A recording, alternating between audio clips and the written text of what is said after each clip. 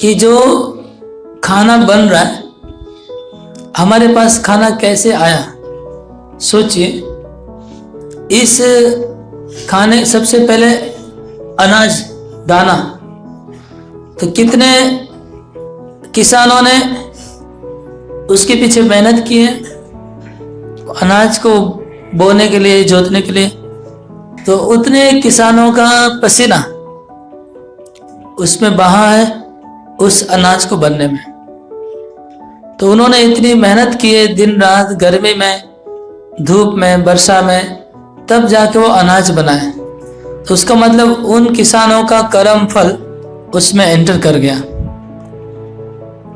जिन्होंने पसीना बहाया, उनका पसीने का जो श्रम है उस अनाज में एंटर किया, उनका मेहनत उसमें चला गया। उसके बाद वो जब जिसने वो ढो के लेबर लोग ने अपने कंधे पे ढो के अनाज को लेके गए, उन लेबरों का, श्रमिकों का लेबर उसमें एंटर किया, उनका कर्मफल उसमें घुस गया। फिर वो अनाज जब बन के आता है दुकानों में, दुकान में जो बाकी जो बेच रहे हैं, व्यापारी का कर्मफल उसमें जाएगा अन्न के अंदर, क्योंकि वो लोग सारा दिन उसको देखते हैं, ये करते हैं, वो करते हैं। उनकी जो मन की इच्छाएं, वासनाएं, तो उसमें जाती है, उनका कर्मफल ट्रांसफर होता है। एक कर्मफल का ट्रांसफर होने का साइंस है। एक कर्मफल एक जगह से दूसरी जगह कैसे जाते हैं, इसका एक विज्ञान है। कर्मफल ट्रांसफर होते रहते। तो इसका व्यापारी का कर्मफल भी उसमें ट्रांसफर हुआ। अगर कोई कुकिंग कर रहा है, जो रसोई बना रहा है, उसका चेतना, उसका कर्मफल भी उसमें ट्रांसफर हुआ। फिर अब हम खाएंगे तो इतने लोगों का कर्मफल हम खा रहे हैं। जो खेती करने वाले का, श्रमिकों का, व्यापारियों का, रसोई करने वाले का, सभी का कर्मफल उसमें ऐड हुआ है, वो हम खा रहे हैं। इसलिए हम अगर भगवान को अर्पित कर देंगे तो भगवान सबके मालिक है, सबके प्रभु है, वो सबके कर्मफल को ले सकते हैं। उन्होंने सबको शक्ति दी है काम करने की, वो खा सकते हैं। वो जब भगवान खा लेते हैं तो कर्मफल पूरा उसमें खत्म हो जाता है, और वो जो भोजन है, वो जो फूड है, वो शुद्ध हो जाता है, पवित्र हो जाता है। इसमें और पाप और कर्म नहीं रह गए, वो पवित्र बन गया।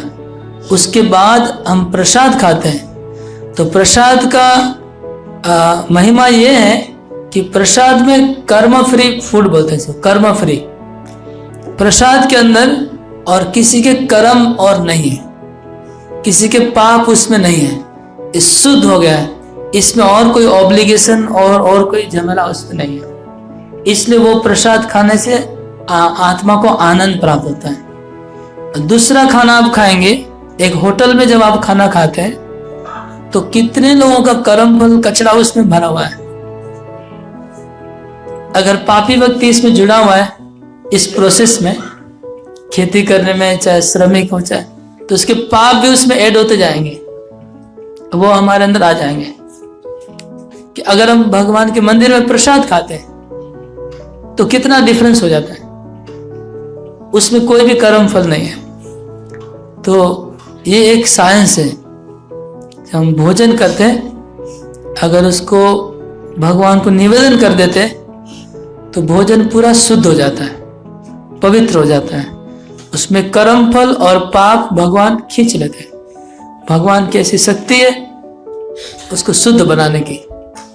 और फिर हम प्रसाद में खाएंगे तो प्रभुपाद जी कहते हैं ये वैक्सीन का काम करेगा। प्रभुपाद बोलते कभी कोई बीमारी छा जाती है, जैसे कोलेरा, तो सबको बच्चों को वैक्सीन देते हैं ताकि वो बीमारी और ज्यादा नहीं फैले।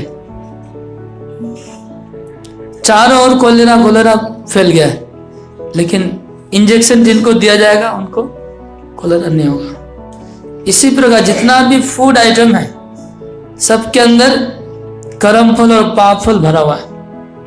जो भी खाएगा उसको वो कर्म फल पाप फल लग जाएगा। लेकिन जब उसी फूड को हम भगवान को निवेदन करके खाएंगे तो वैक्सीन की तरह काम करेगा, वो हमें प्रभावित नहीं करेगा। उसके जो पाप और कर्म का फल का जो बीमारी है वो अंदर नहीं आएगा। तो शास्त्र में कहते हैं आहार शुद्धो सत्व शुद्धि, सत्व शुद्धि ध्रुवा स्मृति, स्मृति लब्ध्वा अस्य आत्मा आनंदी भवति। तो इसका आहार शुद्ध सत्व शुद्धि। अगर आहार शुद्ध होगा तो हमारी सत्ता शुद्ध होगी। हम जो खाना खाते हैं उससे ब्लड बनता है, खून बनता है। तो अगर हम दूषित खाना खाएंगे जो पापों से दूषित है तो हमारा ब्लड भी दूषित होगा,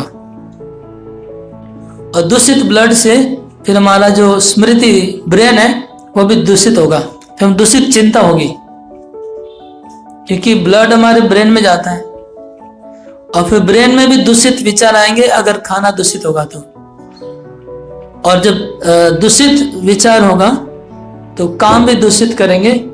लेकिन अगर आहार शुद्ध होगा तो हमारी सत्ता शुद्ध हो जाएगी, ब्लड प्यूरिफाई होगा। अब प्यूरिफाई ब्लड जब ब्रेन में जाएगा तो हमारा ब्रेन का थिंकिंग भी प्योर होगा, और प्योर थिंकिंग होगा तब हम आत्मा साक्षात्कार कर पाएंगे और हम आनंद को प्राप्त कर सकते हैं। तो ये है साइंस, ये विज्ञान है, ये वेदों में लिखा है। आहार शुद्धि सत्व शुद्धि, सत्व शुद्धि ध्रुवा स्मृति, स्मृति लब्ध्वा अस्य आत्मा आनंदी भवति। तो इसलिए हम जो खाना खा रहे हैं इसे हमें चाहिए कि भगवान को भोग लगा के प्रसाद खाएं।